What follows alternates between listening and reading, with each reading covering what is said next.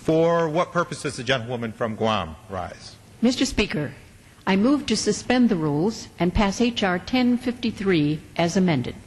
The clerk will report the title of the bill. Union Calendar Number 153, H.R. 1053, a bill to require the Office of Management and Budget to prepare a cross-cut budget for restoration activities in the Chesapeake Bay watershed, to require the Environmental Protection Agency to develop and implement an adaptive management plan, and for other purposes. Pursuant to the rule, the gentlewoman from Guam, Ms. Bordeo, and the gentleman from Virginia, Mr. Wittman, each will control 20 minutes. The chair recognizes the gentlewoman from Guam. Mr. Speaker, I ask unanimous consent that all members may have 5 legislative days in which to revise and extend their remarks and include extraneous material on the bill under consideration. Without objection, so ordered. Mr. Speaker, restoration of Chesapeake Bay continues to be a very important goal for Congress and the administration. Yet accounting and oversight is difficult because the restoration activities are managed concurrently by a network of federal agencies, states, and non-governmental organizations. The pending measure introduced by our colleague, Mr. Wittman of Virginia, would enhance congressional oversight of restoration activities in Chesapeake Bay by requiring the preparation of a cross-cut budget.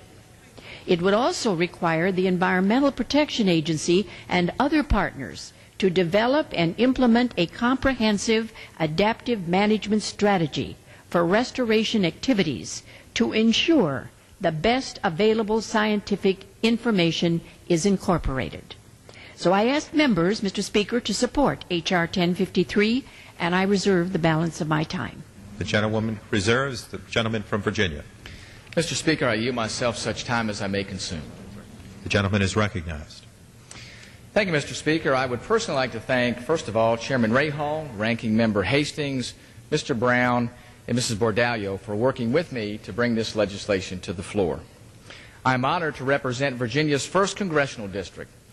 The 1st District includes many of the Bay's major tributaries and borders much of the Chesapeake's shores.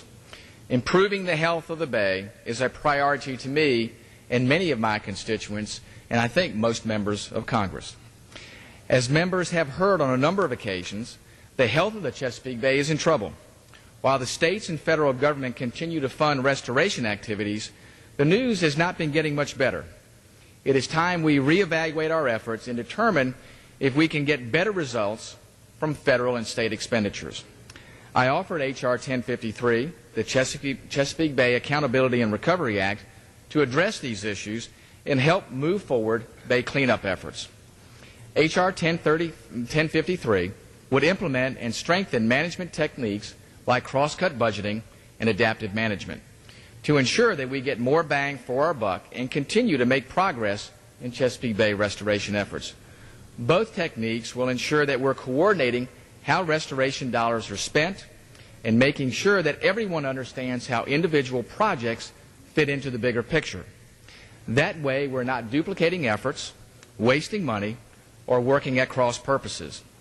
H.R. 1053 would require the Office of Management and Budget, in coordination with state and federal agencies involved in the Bay, to report to Congress on the status of Chesapeake Bay restoration activities. This legislation would also require the Environmental Protection Agency to develop and implement an adaptive management plan for the Chesapeake Bay and all of its restoration activities. Finally, on recommendations heard during committee hearings on this bill, we included the creation of an independent evaluator for the Bay. An independent evaluator will serve to help implement adaptive management and drive success in the Bay program. I believe that these are key components for the complex restoration activities necessary to truly bring the Bay back to a state that we will all be pleased with. I ask my colleagues to support H.R. 1053, and I reserve the balance of my time. The gentleman reserves the balance of his time. The gentlewoman from Guam.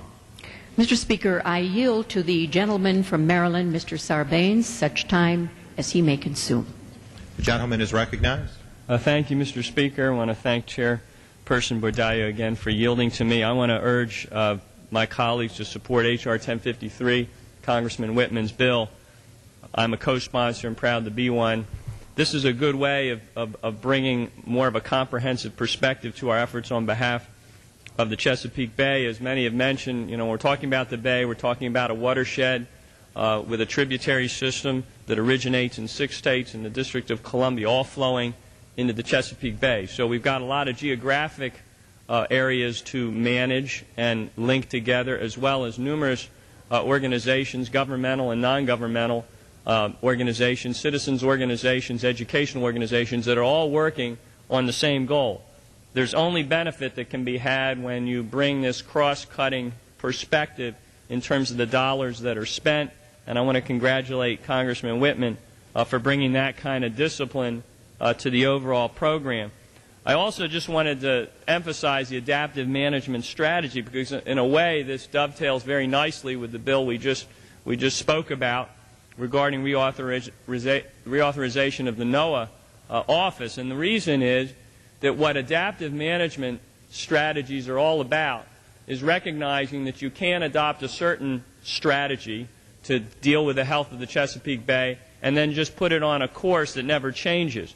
Science is always changing, and because science changes, we have to adjust to make sure that our management strategies reflect that science. So the very kind of information and data that the NOAA office will be producing, because it is reauthorized, is the exact kind of data that can be used for this adaptive management approach. So I think this is a very good and strong bill. It's going to enhance our efforts to protect and preserve and strengthen the Chesapeake Bay over time.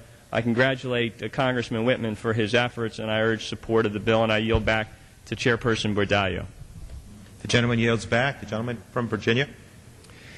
Mr. Speaker, I would inquire if the majority party has any additional speakers.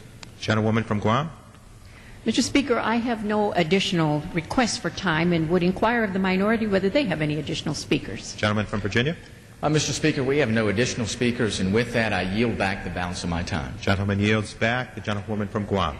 Mr. Speaker, I am the author of this legislation, Mr. Wittman, Virginia, and I again urge members to support this very important legislation, and I yield back the balance of my time.